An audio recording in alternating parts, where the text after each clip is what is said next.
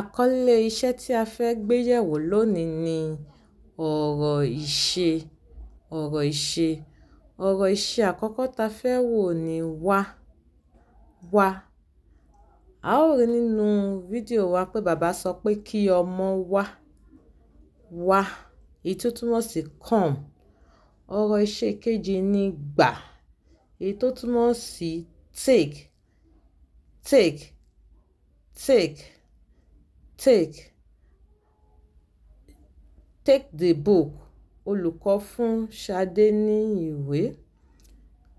Ọ̀rọ̀ ìṣe kẹta ni jẹ tàbí jẹun. Jẹ tàbí jẹun.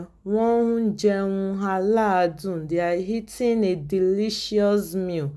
Wọ́n jókòó láti jẹun. They are sitting to eat.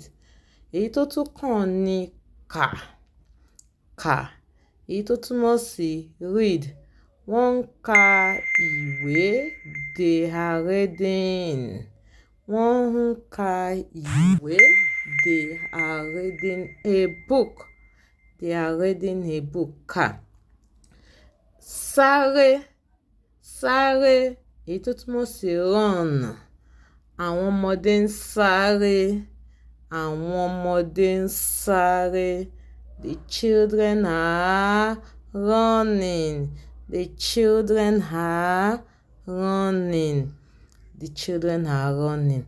So, oríṣiríṣi ọ̀rọ̀ ìṣe ni a ní nínú èdè Yorùbá. We have different types of ọ̀rọ̀ ìṣe in Yorùbá, but we are only looking at just 5 of them now, which is sáré, gbà, take,